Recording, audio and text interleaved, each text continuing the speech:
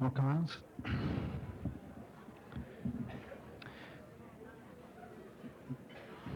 Bernard? Deuxième partie, Bernard, au-delà de la sagesse, l'intelligence. On est en voie de penser à certains moments donnés que l'intelligence, c'est un muscle qu'on doit développer. Parce que on regarde les Jeux olympiques, les gens ont un talent qu'ils développent pendant des années. Souvent, quand on parle de développement de la conscience, on fait souvent référence au temps, le temps que ça prend, la contenance qu'il faut, la volonté qu'il faut. Est-ce qu'on serait en droit de penser, c'est une analogie évidemment, est-ce qu'on serait en droit de penser que l'intelligence, c'est un peu comme un muscle qui se développe, ou si c'est vraiment une faculté qui nous est donnée d'ailleurs et qui ne repose pas sur un acquis égoïque quelconque, là? C'est ça. Ça vient de l'extérieur. Bon. Si ça vient de l'extérieur, quelle est la capacité chez l'homme, sur le plan matériel, d'aller chercher ça? Où est-ce qu'il est son moyen pour aller chercher ça?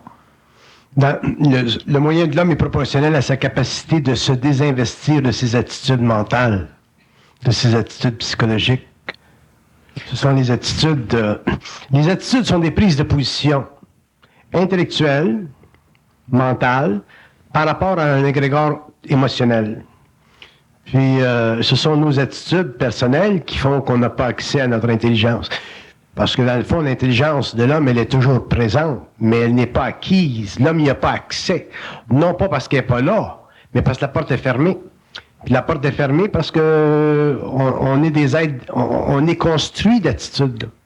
Est-ce que vous voudriez dire que les attitudes prennent l'espace que l'intelligence pourrait prendre si elle n'était pas là? Les attitudes, nos attitudes vampirisent complètement notre intelligence. L'atrophie peuvent la rendre totalement inexistante. Parce que des attitudes, ce sont des réflexes psychologiques. Ce sont des façons de penser. Donc des façons d'être ou des façons de non-être qui correspondent toujours à la capacité de notre mémoire personnelle de confondre notre intelligence. L'intelligence, je l'ai déjà dit que l'intelligence, c'est pas de l'intelligence, c'est de l'énergie. La raison que je disais ça, c'était pour réellement séparer l'impression que l'homme a de l'intelligence de ce que nous considérons l'intelligence. Quand on parle d'intelligence, nous, on parle d'intellect, on parle d'adaptabilité psychologique à un milieu. C'est ça, d'habileté. Ou à des concepts.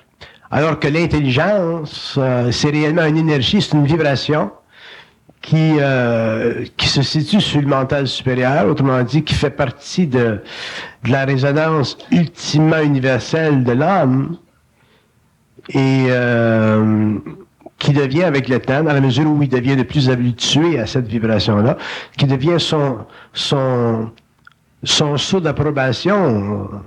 Un être qui est intelligent ne vit pas de conviction, tandis que dans l'intellect, vous avez de la conviction pour supporter le mouvement, l'évolution, la progression de l'intellect. Tandis qu'au niveau de l'intelligence, la conviction n'existe pas.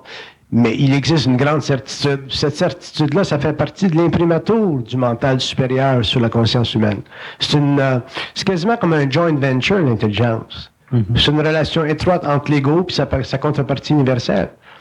Puis, plus l'homme va évoluer, autrement dit, plus l'homme va sortir de ses attitudes, plus cet imprimatur-là va se concrétiser dans sa conscience, et puis sa conscience va devenir identique à ce qu'elle devrait être, c'est-à-dire un partnership réel entre l'ego, autrement dit, ou l'âme incarnée, dont la réflexion sur le plan mental crée l'ego, et cette intelligence-là qui est sa source, qui est sa contrepartie multidimensionnelle.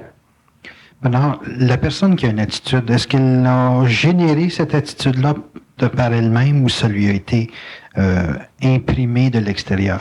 Les attitudes viennent toujours de courant extérieur. Tout le temps. Oui, parce que les attitudes, c'est un petit peu comme la plaque ses dents.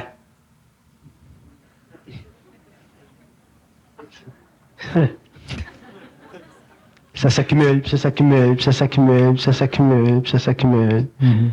Tu prends un jeune enfant, là, puis tu l'éduques, là. Bon, il est chez vous, là, puis là, il s'en va à l'école. il revient avec quelque chose de neuf.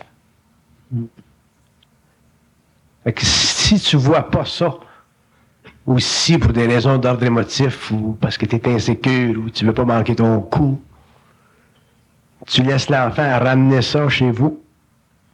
Les attitudes vont rentrer dans la maison, puis ça continue, ça continue, ça continue. Donc, les attitudes, ça vient toujours de l'extérieur. Bon, est-ce que l'attitude mène à la conviction? L'attitude peut mener à des convictions tellement puissantes qu'elles vont convertir la personnalité en un modèle de perception sans équivoque. Donc, à ce moment-là, tu ne vois plus clair, mais tu penses que tu es intelligent. OK. Bon, ça annule toute certitude dans l'être humain. Ça annule la certitude du mental supérieur, mais ça crée une fausse certitude, c'est-à-dire que ça donne à la personnalité fictive un ascendant sur la personne. Là, à ce moment-là, l'évolution est très difficile.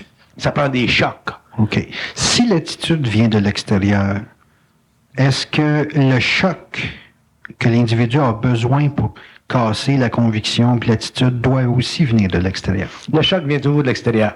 Un choc, ça vient toujours de Oui, l'extérieur. mais il n'est pas nécessairement compris. Autrement dit, l'homme peut vivre des chocs de l'extérieur parce que l'attitude ne crée pas d'intelligence dans la vie. Donc, automatiquement, l'homme va vivre sa vie par rapport à une programmation où ces attitudes-là sont toujours présentes et présentes. Donc, il va vivre des chocs, mais il ne pourra pas bénéficier créativement de ces chocs-là pour en arriver éventuellement à ne plus vivre de chocs. Autrement dit, sortir de l'expérience. Vivre de l'expérience, c'est vivre des chocs. Fait que la vie en crée toujours des chocs. Une fois que l'homme sort de l'expérience, rentre dans une conscience créatrice, qui passe de la personnalité à la personne, il n'en vit plus de choc parce que son mental est devenu extrêmement souple, extrêmement certain dans sa capacité de réorganiser constamment sa relation avec son modèle de vie.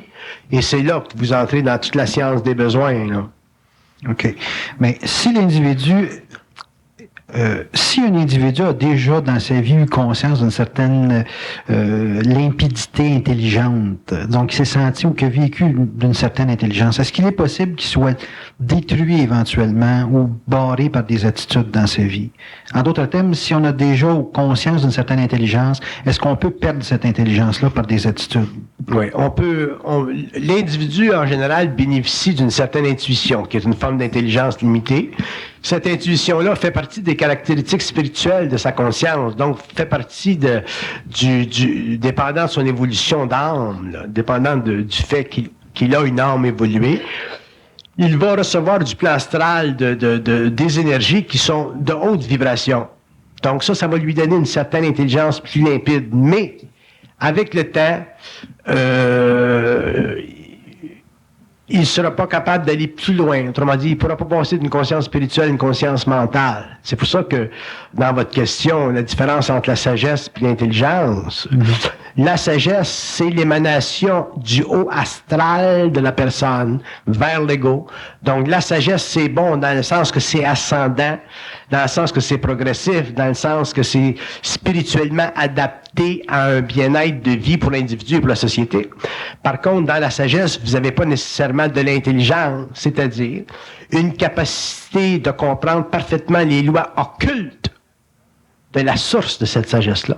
Mm-hmm. Un être qui, par exemple, poursuivrait une vie mystique sur la Terre, très, très mystique sur la Terre, en arriverait à une très haute sagesse sur la Terre. Mais cette sagesse-là le forcerait éventuellement à se retirer du monde. Un homme qui se retire du monde ne peut plus amener dans le monde sa vibration, il se retire. Donc, le mysticisme, si on le pousse très loin, a tendance à retirer l'homme du monde, faire de lui un exclu et en même temps maintenir dans sa conscience personnelle l'illusion d'un état. Alors que dans l'intelligence, au niveau de l'évolution future, dans l'intelligence, le mysticisme le plus évolué, le plus sacré sera détruit par la conscience supramentale pour permettre à l'individu de finalement pouvoir conquérir les espaces psychiques de sa conscience multidimensionnelle et descendre cette vibration-là sur la Terre pour l'appliquer au niveau de la civilisation. Le mystique ne peut pas amener sa science intérieure au niveau de la civilisation parce que c'est une science qui est personnalisée sur le plan de l'âme. Alors que dans l'évolution de la conscience supramentale sur la Terre, l'homme sera obligé éventuellement de dépasser les plans de très haute spiritualité pour confronter son ego planétaire à son ego cosmique.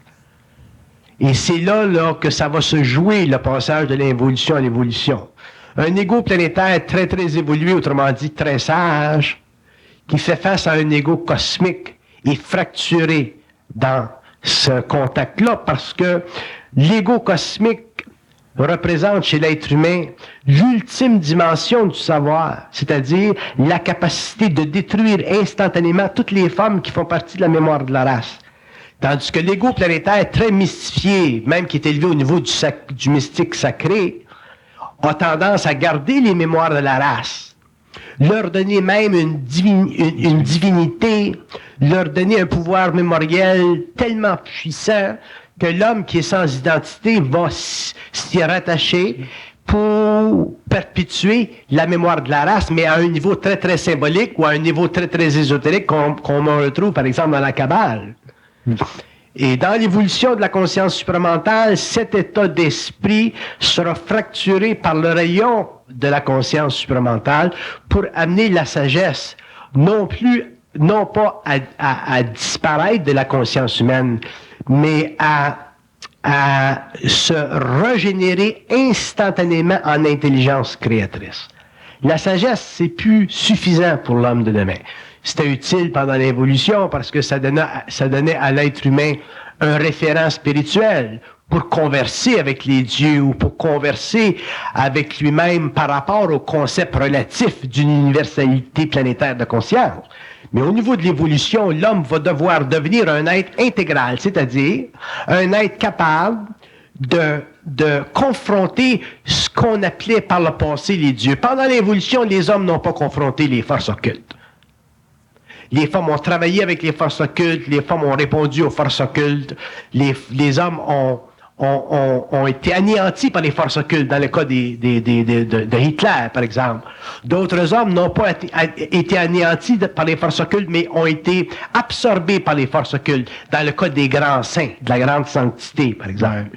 Dans l'évolution future, l'homme va être confronté aux forces occultes et va devoir briser leur emprise sur lui, ce qui implique que les forces occultes, dans leur aspect les plus universels, les plus occultés, vont le confronter avec ce que j'appelle le mensonge cosmique, c'est-à-dire la dialectique progressive de l'impression que l'homme a de l'invisible comme étant une source intelligente de conscience, alors que l'invisible n'est dans le fait et dans le fond qu'une source invisible de test pour l'homme, jusqu'à temps que lui se soustrait complètement au test, et à ce moment-là, ça impliquera chez lui une conscience intégrale, inconditionnée, inconditionnelle. À ce moment-là, l'homme passera de l'expérience au pouvoir créatif, et l'homme aura le pouvoir sur la Terre. C'est-à-dire que l'homme aura la capacité d'intervenir dans le processus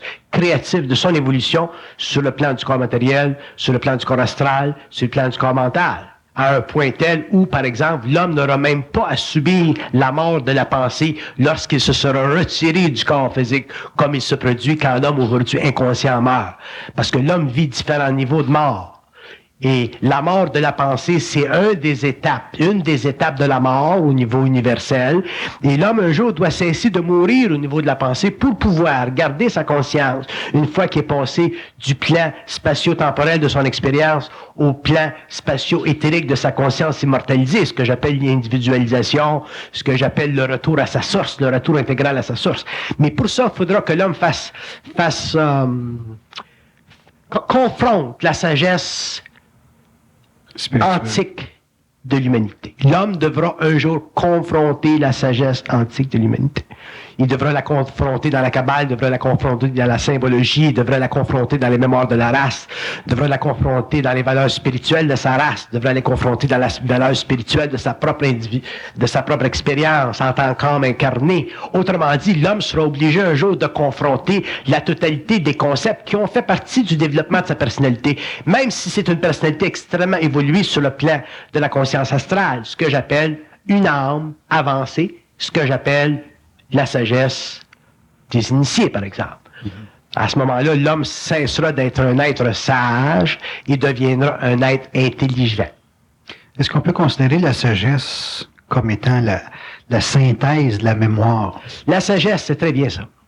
La sagesse, c'est la synthèse de la mémoire amenée à un niveau d'évolution suffisamment avancé pour créer dans la conscience d'un individu une totale perte de mémoire de lui-même. C'est intéressant, hein? Perte de mémoire de son identité. Ouais, de son identité.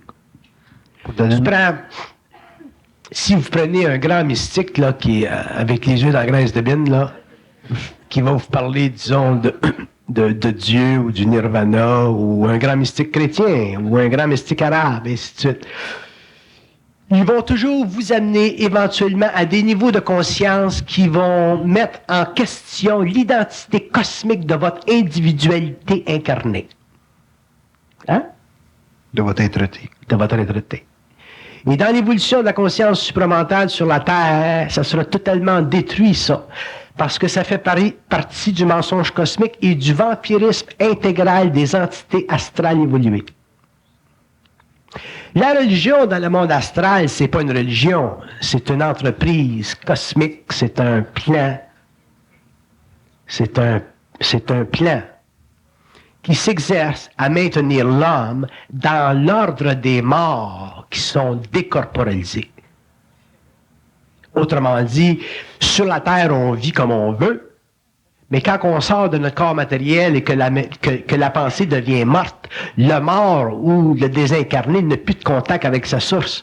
Donc, il devient une mémoire périphérique qui devient un égrégore, qui devient une substance de conscience chez l'homme. Et cette substance de conscience-là, c'est la façon que nous, en tant qu'individus incarnés dans la matière, vivons nos pensées inconscientes quand on est testé dans notre intelligence par rapport à l'inconscience de la race. Quand l'être humain a à trancher une question de valeur concernant sa conscience par rapport à la conscience de la race, il est éminemment emprisonné dans l'astral de sa conscience et automatiquement il est un survivant dans la matière de la présence de l'astral ou des désincarnés morts qui agissent subliminalement sur sa conscience à travers des pensées qui ne sont pas intelligentes en soi de façon créatrice, mais qui peuvent être très très présentes en lui de façon instructive. Ce que vous appelez l'intuition. Okay. Ce que vous appelez les idées, ce que vous appelez les perceptions. Un être humain qui n'est pas capable de contester une pensée, la moindre pensée, qui ne fait pas son affaire, est incapable de substituer son énergie créatrice à la mémoire de sa race, intégrée dans toute la conscience de ses cellules et subtilement connecté à l'astral qui est dans le fond, le gouvernement invisible de l'évolution de la Terre. Quand on parle des maîtres de l'humanité, qu'on parle des royaumes de l'Agartha, qu'on parle des royaumes de Shambhala, on parle de ces zones, de ces mondes, de ces plans réels, astrales, désincarnés, qui ont sur l'humanité une très grande puissance parce que l'homme vit sa conscience mentale toujours en fonction d'égrégores créés. Un égrégore, c'est un peu comme une sorte de nourriture suffisamment humaine pour donner à l'individu l'impression d'être humain.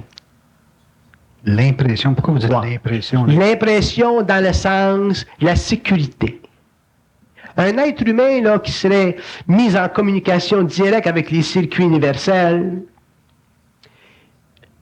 trop vite, là, si c'était fait trop vite, c'est pour ça que l'évolution, ça sera long, perdrait tellement son identité en tant que personnalité que, n'étant plus nourri par les égrégores de sa conscience, c'est-à-dire les égrégores qui font partie de tout le territoire invisible de sa mémoire astrale, cet individu-là serait totalement décomposé. Cet individu-là vivrait une dépression terrible qui l'amènerait probablement au suicide. Autrement dit, à un état de conscience qui ne pourrait pas supporter la déchirure que subit l'âme quand elle ne vit plus face à face avec sa mémoire.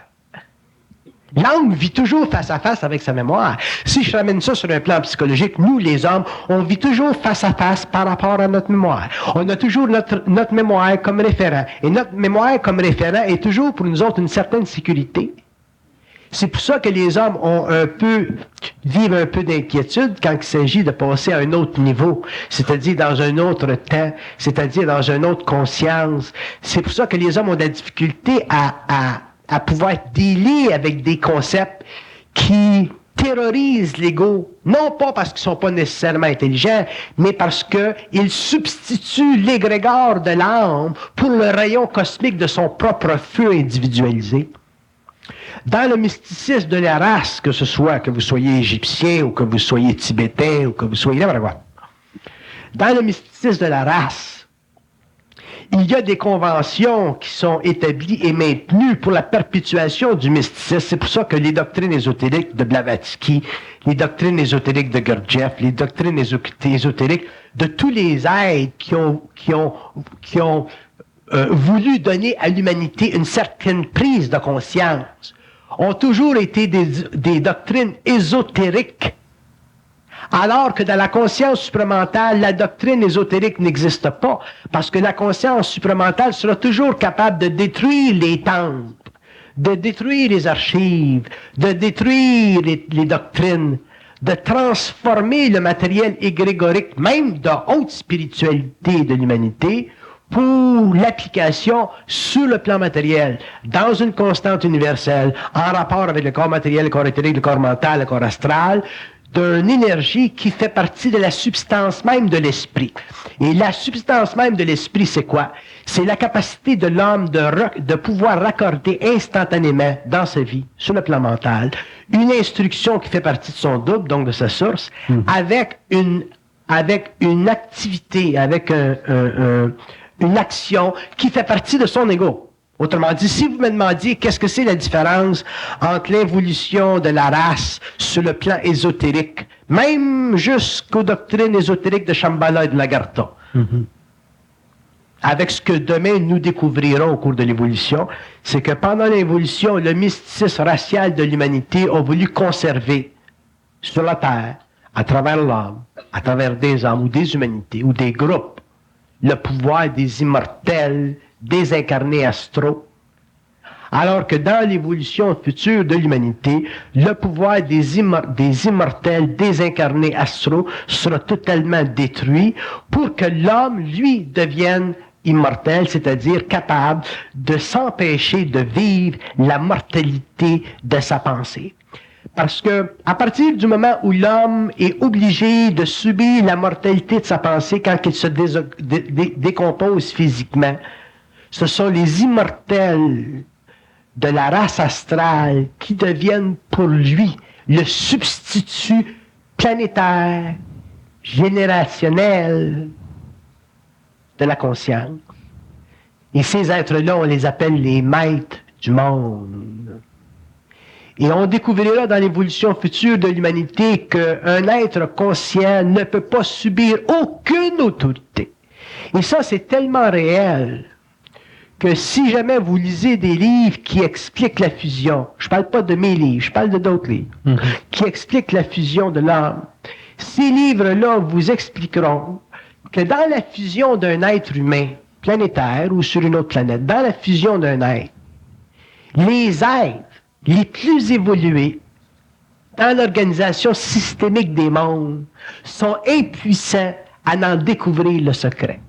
Ça veut dire ça qu'à partir du moment où un être vit la fusion, ou que l'homme vivra la fusion, c'est impossible à d'autres êtres en évolution périphérique dans le cosmos, même invisible, même systémique, de pouvoir comprendre la destinée, la profondeur des notions, la puissance révélatrice des notions de tout être fusionné sur une planète en évolution.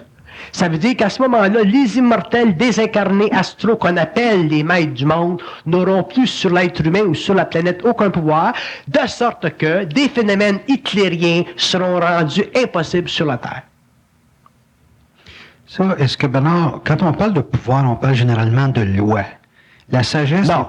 Quand on parle de pouvoir, on ne parle pas de loi. Quand on parle de pouvoir, on parle de pénétration d'une conscience non suffisamment animée par elle-même et qui permet ce qu'on appelle le pouvoir, donc un rayonnement, de se personnifier à la mesure des besoins psychiques, occultes, ésotériques ou psychologiques de cette conscience-là endormie. Un pouvoir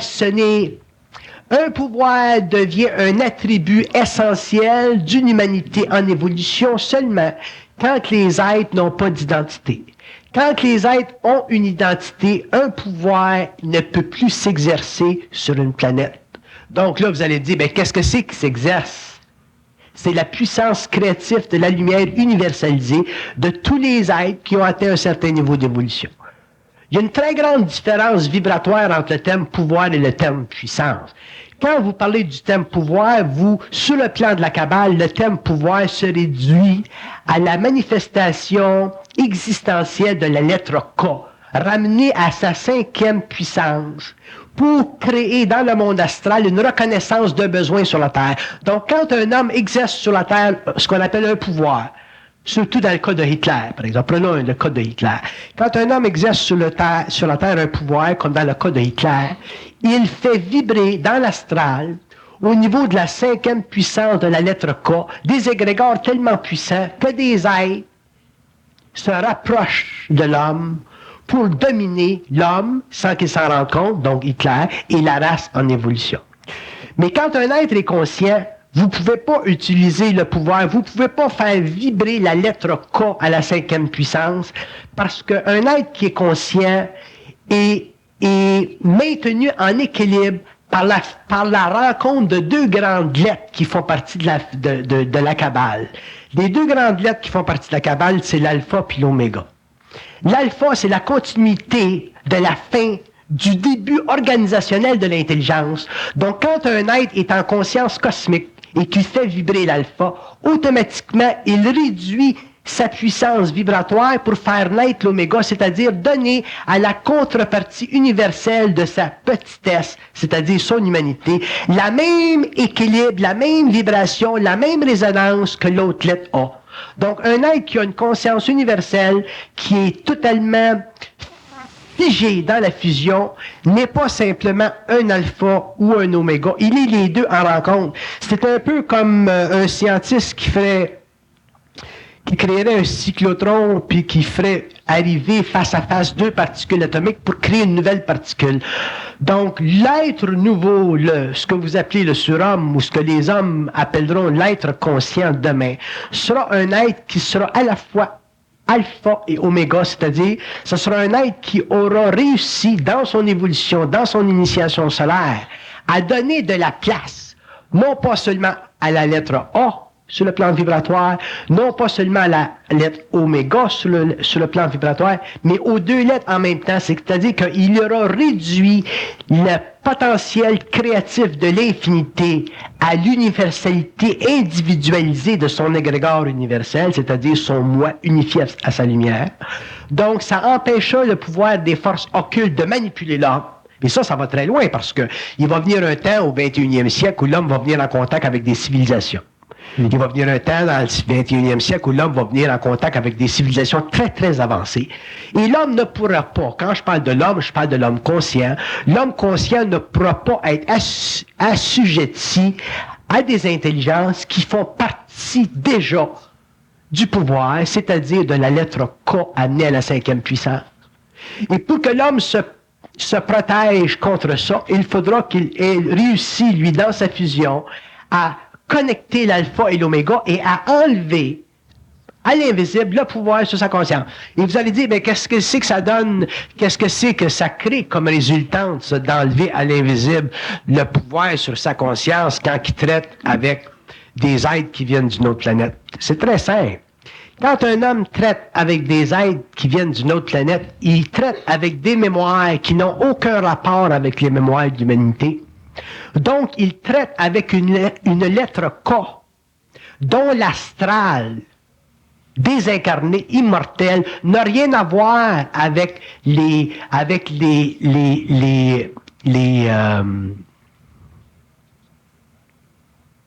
je suis plus capable de parler de ça. Vous voyez que quand une personne comme moi peut plus parler, est empêchée, parce que je suis empêché de parler, là, ça montre jusqu'à quel point la conscience humaine, quand elle va dans les archives qui composent la réalité invisible, elle est toujours sujette à des luttes de territoire. En d'autres termes, quand vous faites des révélations, il y a un combat proportionnel. Il y a toujours un combat. Je vais pouvoir parler là, dans quelques minutes. Là. Mais il y a toujours un combat. Parce que nous, les hommes, nous vivons sur une planète expérimentale.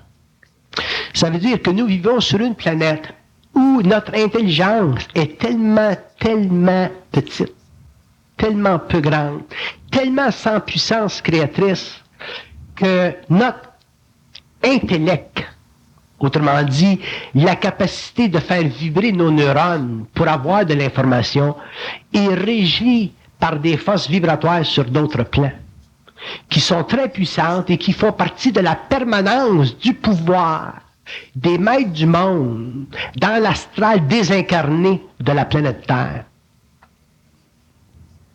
Pour briser ça, pour briser ce pouvoir-là, il faut que l'homme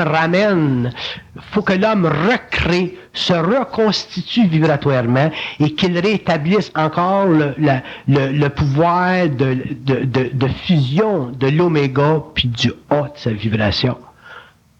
Puis ça prend quelques secondes à le faire parce que il faut que l'homme en arrive à élever sa vibration pour pouvoir éteindre encore de la mémoire qui fait partie de tous les plans astraux.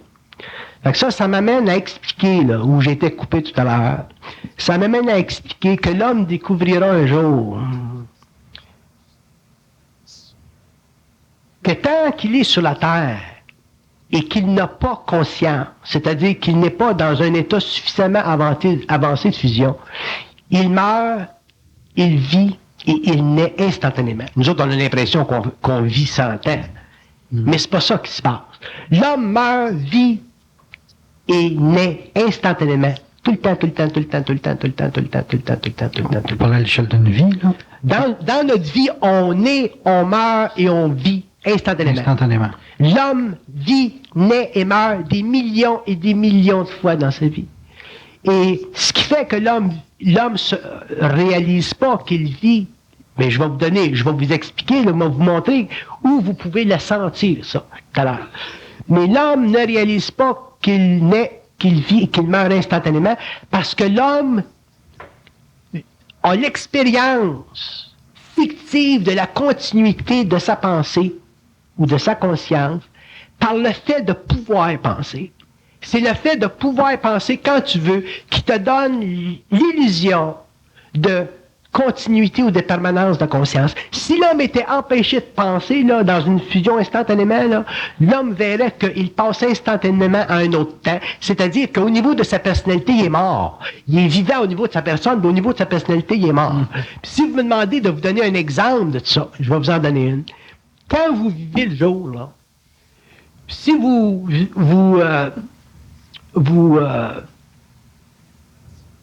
regardez ou vous observez votre état mental, vous allez voir que vous vivez constamment des hauts pis des bas, pis des hauts pis des bas, pis des hauts pis des bas, pis des hauts pis des bas, pis des hauts pis des bas, pis des hauts pis des bas, pis des hauts pis des bas. Le haut, c'est vivre, le bas, vous mourrez. Puis entre les deux, il y a un équilibre. L'homme vit toujours ça. Quand je dis que l'homme cherche à être heureux, chercher à être heureux, c'est la plus grande illusion planétaire de l'homme sur la Terre. Parce que chercher à être heureux, c'est chercher à être dans le haut. Puis tu peux pas toujours être dans le haut. Se maintenir dans le haut. Tu descends, tu montes, tu descends le haut, puis le bas, puis le haut, puis le bas. Puis le haut et le bas, c'est ce qui crée chez l'homme ce que je pourrais appeler l'angoisse existentielle. Bon, faut employer un terme que tout le monde comprend. L'angoisse existentielle. T'es pas bien dans ta peau tout le temps. La perception du temps vient-tu de là? Il y a une perception du temps, puis ça vient de là, la perception du temps. Et ce temps-là, il fait partie de la vibration astrale de la pensée. Donc, ce temps-là, il fait déjà partie de la mort de la pensée. Donc, l'homme qui est sur la terre, puis qui naît, qui vit, puis qui meurt instantanément, il est toujours en voie d'intégration et de désintégration, d'intégration et de désintégration. Et les forces sur les plans invisibles savent ça. Et ils veulent garder l'homme dans cet état-là parce que quand un homme cesse de mourir, de vivre et de s'incarner instantanément, sa pensée change. Au lieu d'avoir une pensée réflexive qui est basée sur la mémoire de la race, il commence à avoir une pensée créatrice qui fait partie de sa fusion, c'est-à-dire de son lien inaliénable avec sa source. Et à ce moment-là, il devient une menace. Même si l'homme ne peut pas le sentir, il devient une menace au maître du monde. Donc, il devient une menace à l'Agartha, il devient une menace à Shambhala. Pourquoi? Parce qu'il entre dans son identité. Et une fois que l'homme entre dans son identité, il ne peut plus être vulnérable, c'est-à-dire qu'il n'y a plus de karma sur la Terre. Et quand un homme n'a plus de karma sur une planète, il ne peut plus servir ce que j'appelle les fils des dieux. Et les fils des dieux, ce sont les morts. Les morts sont les fils des dieux. Et les morts feront toujours la volonté des dieux, c'est-à-dire ils feront toujours la volonté des êtres systémiques. Puis si on allait loin là-dedans, là, on pourrait réellement regarder puis éventrer tout le mystère de la création en ce qui concerne le phénomène luciférien. Et jusqu'à quel point le phénomène luciférien a interféré avec l'évolution de la conscience de l'homme sur la Terre. Ce qui sera renversé dans l'évolution, parce qu'avec les nouvelles sciences qui viendront de la fusion des hommes, le caractère psychologique de la pensée sera totalement anéanti. L'homme passera de la personnalité à la personne, donc il passera de ce que j'appelle la mémoire astrale à la mémoire cosmique. L'homme, à ce moment-là, pourra comprendre, expliquer tout. C'est-à-dire, il aura libre accès au-delà des plans qui sont gardés par les gardiens du seuil et qui sont depuis très très longtemps gardés par des êtres qui ont besoin de vivre sur la Terre ce qu'on appelle le pouvoir à travers l'organisation astrale, donc à travers la pensée de l'homme inconscient qui pense. C'est intéressant. C'est quand on cherche une application qu'on a... Bon. Il ne s'agit pas de chercher l'application. Ouais. Vous ne pouvez pas chercher d'application, c'est pour ça que je dis... Il y a des gens, des fois, qui viennent me voir et disent « Comment est-ce que tu deviens conscient? Y a-t-il une méthode? » Je dis « Va chez Eaton, achète une livre de chocolat. » Il n'y a pas de méthode. Ouais. Il y a des sciences. On commence aujourd'hui à avoir des sciences. Ces sciences-là, éventuellement, l'homme va pouvoir connecter avec. Ça, c'est un petit peu comme une personne qui vient à mes conférences publiques pour la première fois. Probablement, il trouve ça difficile, trouve ça un petit peu aberrant. Probablement révoltant, ou je ne sais pas moi, ça dépend de la conférence. Mais une personne qui suit tout ça, qui suit depuis un certain temps, ça devient facile de comprendre ce que je dis. Êtes-vous d'accord dans ça? Ça devient facile. Ça devient évident. Donc, l'homme n'a pas à faire des grands sauts en hauteur pour comprendre ça. Par contre, où ce n'est pas évident, c'est dans l'application. D'ailleurs, la question souvent que les gens me posent, c'est comment se fait qu'on peut le comprendre, mais qu'on n'est pas capable de se donner les mêmes révélations par nous-mêmes? Vous pouvez, c'est-à-dire, quand vous dites que vous comprenez, ça veut dire que vous êtes suffisamment mis en vibration pour vibrer à une certaine énergie. Fait que vous comprenez, no problem. C'est simple de comprendre ce que je dis. Par contre, c'est quand il s'agit d'appliquer les lois de la conscience supramentale, de la psychologie de l'homme, que là, ça devient difficile parce que on est alourdi par une mémoire terrible. Mais souvent, Bernard, les gens ont l'impression de vivre sur une énergie qui n'est pas la leur. Donc, ils vivent une sorte d'état je dirais, pratiquement d'intelligence, qui, par réflexion, donne l'impression que c'est la nôtre, donne l'impression que c'est nous autres qui avons cette intelligence-là. Puis quand on se retrouve dans le quotidien à faire face justement aux problèmes existentiels, on ne semble plus avoir accès à cette même intelligence-là qu'on a bénéficié pendant 4, 5, 6 heures. Puis on dit, ben, qu'est-ce que je suis, moi, par rapport à cette intelligence-là? Bon, ça, c'est une question très intéressante. Si on regarde l'évolution de l'homme, là, je parle au large, si on parle de l'évolution de l'homme, dans la mesure où l'homme va être mis en vibration supramentale, dans la mesure où l'homme va avoir une conscience de plus en plus fusionnée, l'homme va être amené à vivre sa relation avec la civilisation d'une façon différente. Il va y avoir un ajustement. L'homme va être obligé de vivre un ajustement. D'ailleurs, probablement un des premiers symptômes de cette transmutation individuelle-là, ça va être une certaine perte de mémoire. La mémoire facile qu'on avait avant, ne sera plus aussi facile. Puis ça fait partie du travail qui va se faire sur le plan mental de l'homme. Et l'homme ne peut pas faire autrement parce que ça fait partie de la transmutation de ses corps subtils. L'ego va réagir, l'ego va s'inquiéter, l'ego va vivre toutes sortes d'états. Je perds ma mémoire, je deviens Alzheimer, tu sais.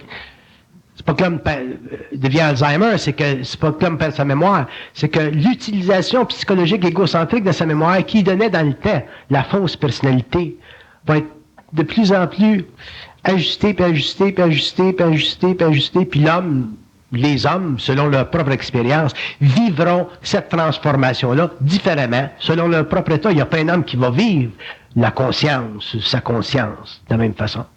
Et ça se passe entre l'homme et sa source, ça se passe entre l'être et son principe vivant sur le plan mental. C'est pour ça que rendu à ce point-là, il n'y a plus d'école, il n'y a plus de structure, il n'y a plus de... tu peux pas aller aux Indes, là, il n'y a plus de maître, c'est l'homme et l'homme. Donc, le pont entre cette involution et cette évolution, le pont, c'est quoi? C'est une science qui va intéresser certains hommes dans certains temps, dans un certain temps, et qui n'intéressera pas d'autres hommes dans certains temps. Donc, il y a des hommes, ça va les intéresser, puis ils vont aller avec ça. Elle va être à leur disposition, cette science-là. Les réponses vont être là. Et l'homme, au cours de son expérience, va apprendre finalement à comprendre qu'est-ce que c'est être. Qu'est-ce que c'est être? Qu'est-ce que c'est une identité? Et toutes les notions, les concepts les plus avancés, les plus sages de l'évolution seront impuissants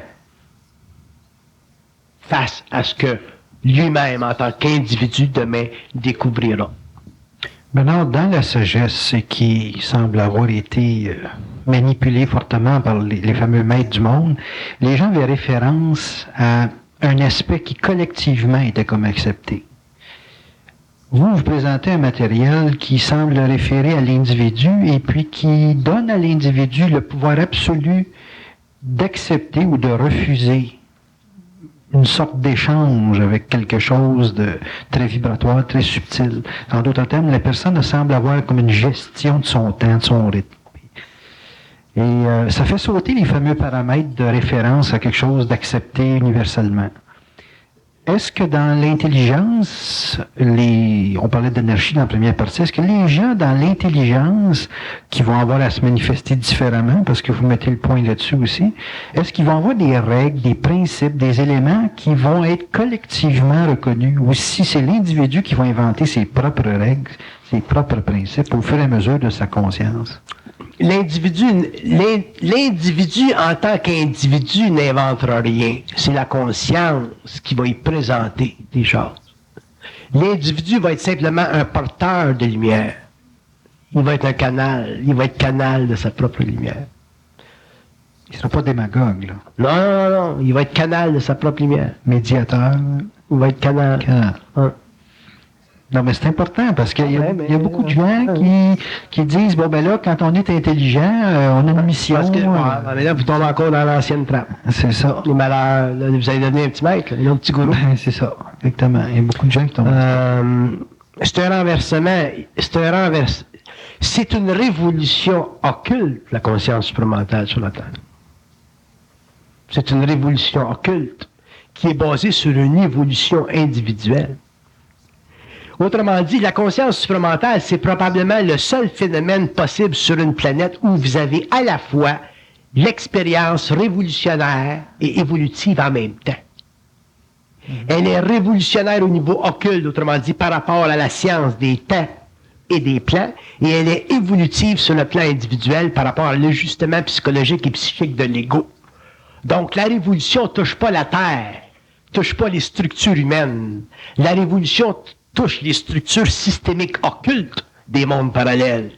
Alors que l'évolution cesse de base, harmonieuse, rythmique pour le développement progressif de l'homme par rapport aux révolutions qui se créent dans l'invisible. Vous dites que ça ne crée pas de révolution un être conscient, mais on vient nous entendre parler de la lettre K à la cinquième puissance.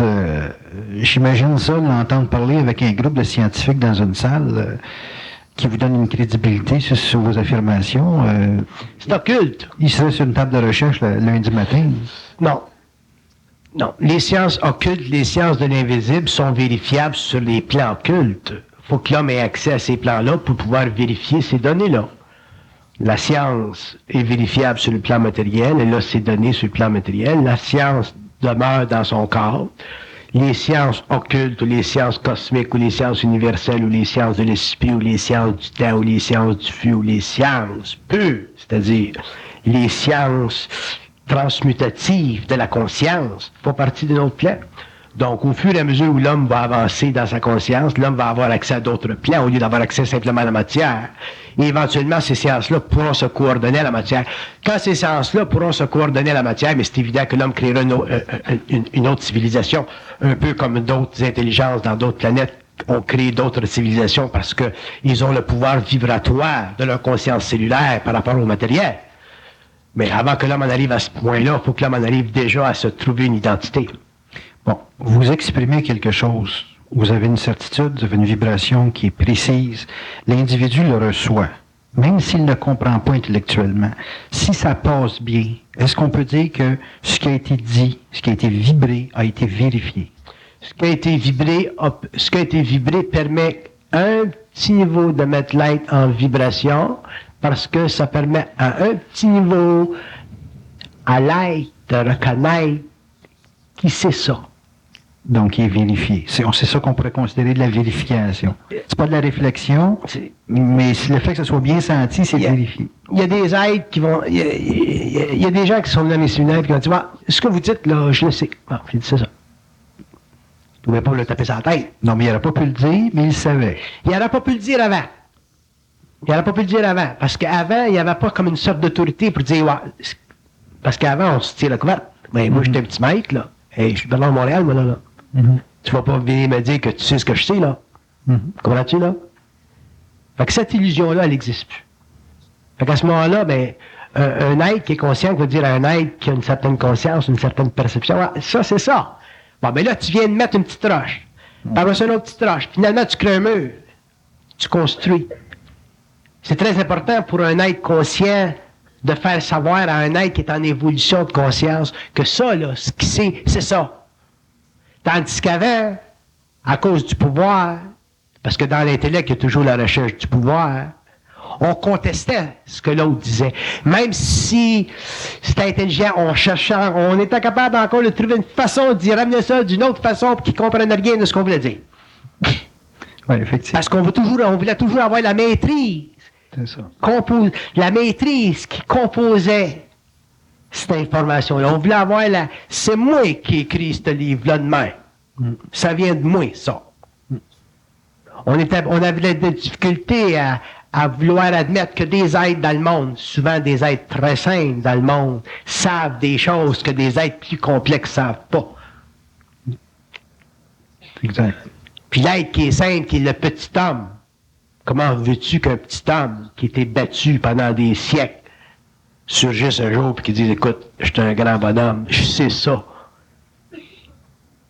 Mais à partir du moment où cette science entrera dans le monde, qu'elle sera diffusée dans le monde, qu'elle sera présente dans le monde, que les hommes auront accès à ça, et que les hommes pourront être mis en vibration parce que, ils savent ça. Ils savent pas tout. Ils sont pas capables de parler du cas à cinquième puissance, ils sont capables de parler de d'autres choses à leur niveau. À ce moment-là, l'homme commencera à construire son identité.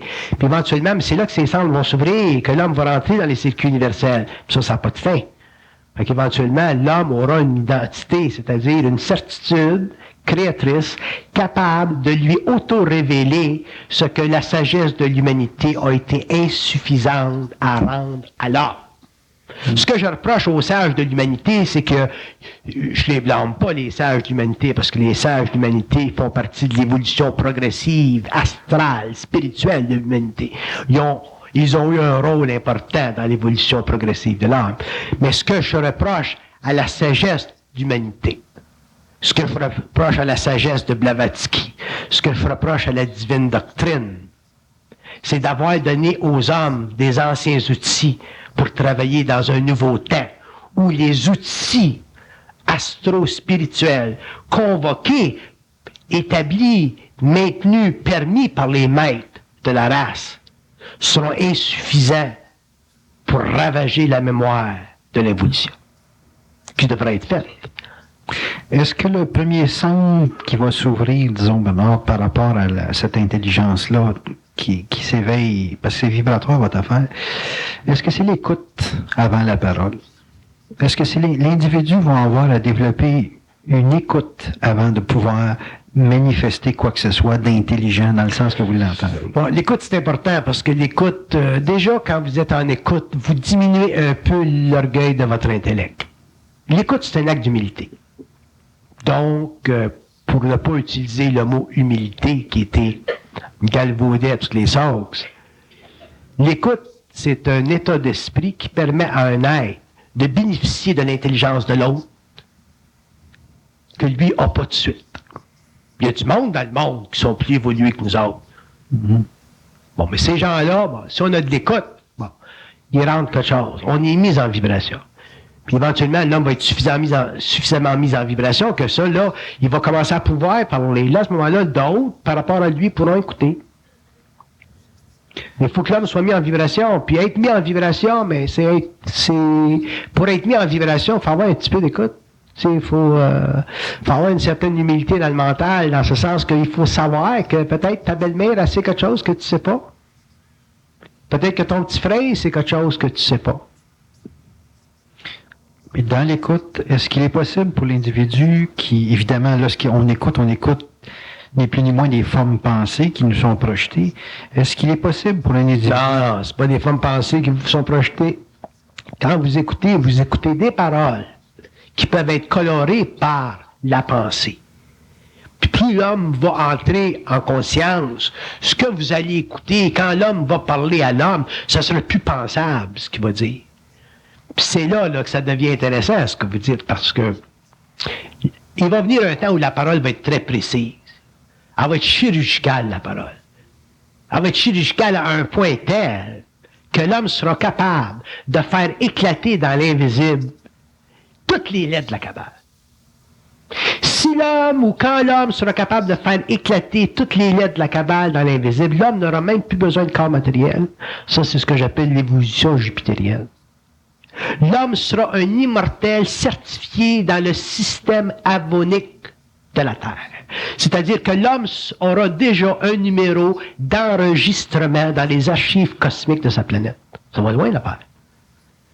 Ça veut dire que déjà l'homme fera partie de tous les grands circuits universels d'évolution de la pensée cosmique.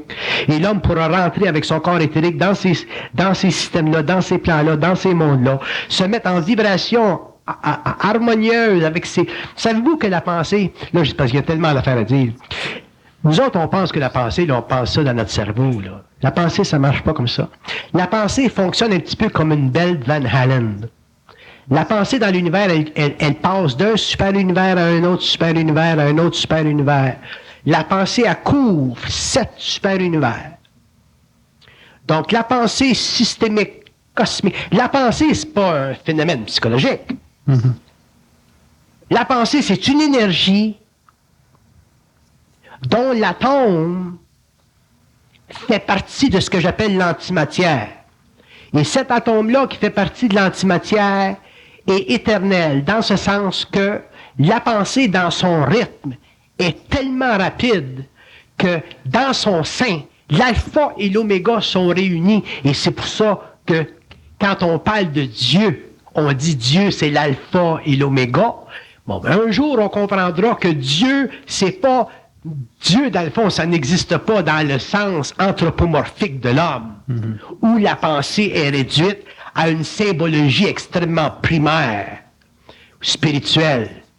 Mais quand on parle de Dieu sur le plan cosmique, on parle de la puissance vibratoire, de l'énergie de la pensée, de se rencontrer en mouvement alphique et omégique à la fois. Autrement dit, la pensée qui s'en va dans cette direction-là, dans le sens des aiguilles d'une montre dans l'univers, il y a une pensée qui s'en va dans le mouvement contraire et qui se rencontre. Et c'est ça qui crée la polarité universelle. Si dans l'univers, la pensée n'allait pas dans un sens et n'allait pas dans un autre sens opposé, la polarité n'existera pas. Et c'est la capacité de la pensée d'être instantanément, de se rencontrer dans ces mouvements opposés instantanément dans l'univers, qui crée dans la conscience humaine l'impression de l'existence systémique de ce qu'on appelle un Dieu. Un jour, on étudiera la valeur créative de ça, puis on étudiera les composantes créatrices de cette valeur-là pour réaliser que, dans le fond, un Dieu ou le besoin d'un Dieu ou la sagesse d'un Dieu, ça existe simplement dans l'homme parce qu'il n'est pas capable de supporter l'instantanéité du mouvement opposé de la pensée de l'alpha et de l'oméga. Si l'homme, ce qui se produit dans la fusion, par exemple, dans la fusion, la pensée, elle s'en va par là, il y a une autre pensée qui s'en va par là, la rencontre des deux mouvements de cette pensée dans la conscience d'un initié en fusion, automatiquement neutralise le besoin psychologique, psychique, occulte, ésotérique d'un Dieu, c'est-à-dire d'une conversion de cette infinité-là à la mesure et à la hauteur des besoins émotifs d'une humanité. Fait qu'il est temps que l'homme arrête un jour de penser que de l'intelligence, c'est intelligent. De l'intelligence, c'est de l'énergie. Ceux qui seront dans cette énergie créatrice-là au cours de l'évolution et qui amèneront sur la Terre des sciences à tous les niveaux, de tous les ordres, c'est évident que ces êtres-là feront partie, auront la capacité au niveau de leur conscience en fusion de voyager dans un mouvement et dans un mouvement opposé de la pensée en même temps. Et là, vous allez dire, mais c'est eux autres qui se promènent là-dedans puis qui se promènent là-dedans. Non, c'est pas eux autres, c'est l'ajusteur de pensée. Donc, il y a des êtres qui auront des ajusteurs de pensée extrêmement avancés, dont le pouvoir de déplacement dans les états systémiques est tellement grandiose qu'on ne peut même pas s'imaginer qu'est-ce que c'est un ajusteur de pensée au niveau de la science que ces êtres-là possèdent, dans leur capacité d'instantanément manipuler la lumière, la diriger par rayonnement vers l'homme pour que ses neurones vibrent et que lui ait ce qu'on appelle une science quelconque. C'est évident qu'un jour, ça sera plus suffisant pour l'homme de recevoir ces rayonnements-là parce que l'énergie va être trop grande. Donc, au lieu que l'homme ait un corps matériel, il y aura un corps éthérique. C'est simplement un changement de plan. On doit être capable de contenir cette énergie-là. Mais ce que je veux faire comprendre à l'homme et à l'humanité involutive, c'est que la raison d'être de la conscience supramentale sur la Terre, c'est de permettre à l'homme de commencer lentement à réorganiser son moi, c'est-à-dire à investir dans un processus de conscience qui l'amènera avec le temps à son identité. Après ça, le reste, les sciences occultes, les sciences de l'invisible qui sont absolument extraordinaires, seront données par l'homme, par des hommes, écrites, transcrites, traduites, diffusées. Et à ce moment-là, l'homme s'apercevra que le petit homme de l'évolution était réellement un être de lumière. Merci beaucoup, Président Montréal.